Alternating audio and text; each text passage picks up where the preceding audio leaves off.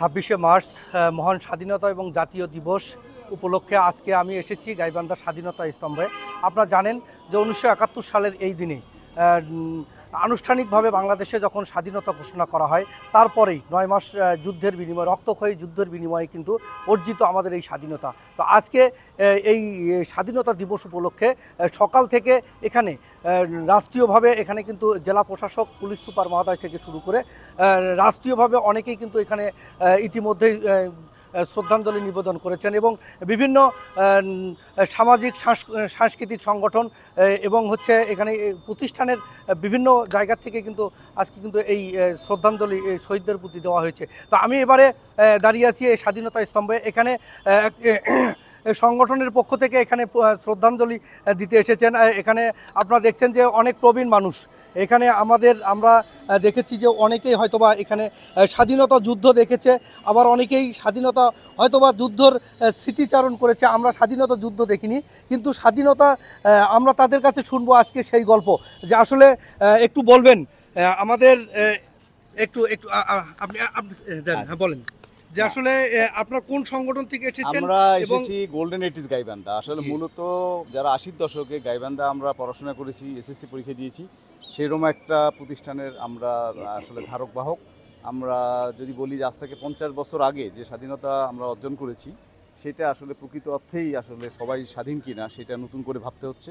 সেই জন্য আমরা চাই নতুন প্রজন্ম, স্বাধীনতার যে স্পিরিট আমাদের ছিল, সে একটা বৈষম্যহীন একটা রাষ্ট্র যেখানে সবাই তার নাগরিক অধিকারগুলো পাবে, আমরা যেন স্বাধীনতা দিবসে নতুন করে সেই বিষয়গুলো আমরা ভাবতে পারি। আজ সুযোগ এসেছে নতুন করে রাষ্ট্রটাকে নির্মাণ করার। তো আমাদের যারা আমরা সবাই বন্ধু 80-র দশকে সবাই বন্ধু। আমরা চাই যে স্বাধীনতার স্পিরিটটা নতুন প্রজন্মের জন্য, যেহেতু আপনারা অনেক প্রবীণও ঠিক না, আসলে আপনারা অনেক মাঝবয়সী, আমরা হ্যাঁ মাঝবয়সী, নতুন প্রজন্মের জন্য আমাদের কি মেসেজ থাকবে? নতুন প্রজন্মকে আমি যেটা বলবো, ইতিহাস কখনো আসলে বিকৃত করা যায় না। ইতিহাসের প্রকৃত ঘটনাগুলোই নতুন প্রজন্মের জন্য জানে, এবং স্বাধীনতা যুদ্ধে যার যতটুকু অবদান সেইভাবে যেন রাষ্ট্র এবং আমরা সবাই তাদেরকে স্বীকৃতি দিতে পারি। ধন্যবাদ। আমি একটু আপার সঙ্গে কথা বলবো। আপা, একটু আপনি বলবেন যে আসলে যেহেতু আপনারা আসছেন 80-র দশকের গোল্ডেন, আপনার সেক্ষেত্রে আপনার একটু মেসেজটা থাকবে যে আসলে আজকের এই সময়ে আপনাদের অনুভূতি অনেক বেশি, এটা আমরা জানি, তারপর আজকের এই অনুভূতিটা একটু আপনি বলবেন। আসলে স্বাধীনতা তো আমরা দেখেছি, কিন্তু স্বাধীনতাটাকে ধরে রাখা এটা বড়ই কঠিন। আমরা বুঝাতে চাই যে আমরা এক হয়ে থাকতে চাই, আমাদের বন্ধনটা যেন ঠিক থাকে, আমরা যেন সুন্দরভাবে থাকতে পারি। আমাদের এখানে গোল্ডেন 80 মানে আমরা 80-র দশকের যত স্টুডেন্ট আছি, মানে আমরা বন্ধু বান্ধব সবাই একসাথে হয়ে আছি, যে আমরা যেন পরবর্তী প্রজন্মকে শিখায় যেতে পারি যে আমাদের বন্ধন, আমাদের বন্ধুত্বটা অটুট। ধন্যবাদ আপা এবং ভাই, সবাইকে ধন্যবাদ যে আপনারা আসলে অনেক কষ্ট করে আজকে এখানে এসেছেন।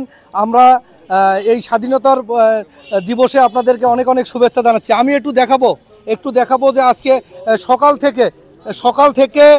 সকাল থেকে এখানে কিন্তু আমরা দেখেছি যে অনেকেই বিভিন্ন সংগঠন এখানে ফুল দিয়েছে এবং তারা সেই সংগঠনে কিন্তু ফুল দিয়েছে এবং রাষ্ট্রীয়ভাবে ফুল দিয়েছে।